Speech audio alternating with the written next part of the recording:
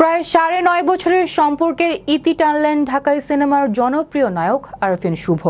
এক ফেসবুক পোস্টের মাধ্যমে শুভ লেখেন তার স্ত্রী অর্পিতার সাথে তার বৈবাহিক সম্পর্ক নেই। হঠাৎ কেন এমন সিদ্ধান্ত নিলেন শুভ, বিস্তারিত থাকছে প্রতিবেদনে। একসঙ্গে প্রায় ৯.৫ বছর সংসার করেছেন, এবার টানলেন দাম্পত্য সম্পর্কের ইতি।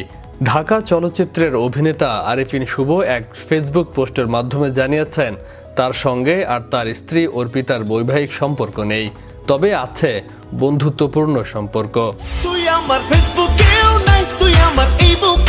তিনি ফেসবুক পোস্টে জানিয়েছেন গত ২০ জুলাই স্ত্রী অর্পিতার সঙ্গে বৈবাহিক সম্পর্কে ছেদ পড়েছে তার।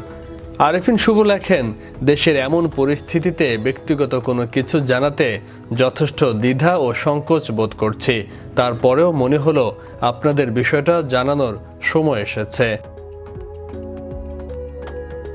আরফিন শুভ আরও লেখেন, আমি অত্যন্ত দুঃখের সঙ্গে জানাচ্ছি যে আমি আর অর্পিতা আমরা হয়তো বন্ধু হিসেবেই ঠিক আছি, জীবনসঙ্গী হিসেবে নয়।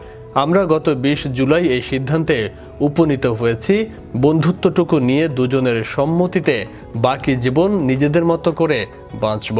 এরপরই কৃতজ্ঞতা ও ঋণ স্বীকার করেছেন প্রাক্তনের প্রতি।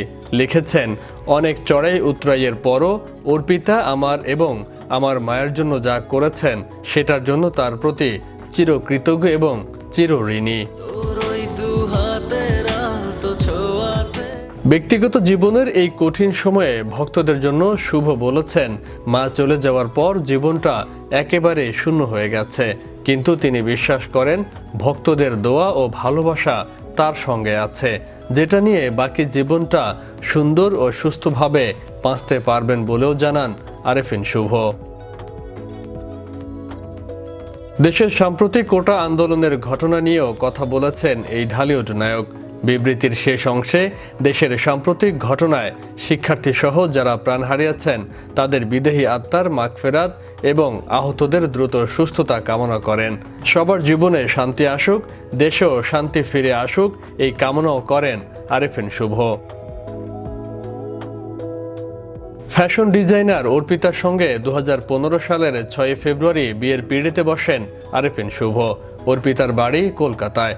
বিয়ের প্রায় ৮ বছর আগে থেকে তিনি ঢাকায় কর্মরত ছিলেন, বর্তমানে কলকাতায় ফিরে গেছেন বলেও জানা গেছে। বর্তমানে আরফিন শুভর মুক্তির অপেক্ষায় আছে নূর, নীলচক্র ও ঠিকানা বাংলাদেশ সিনেমা। এছাড়া ভারতের সোনি লিভের একটি ওয়েব সিরিজের কাজের গুঞ্জনও শোনা যাচ্ছে এই নায়কের। বিশ্ব বাংলা 24 বিনোদন ডেস্ক।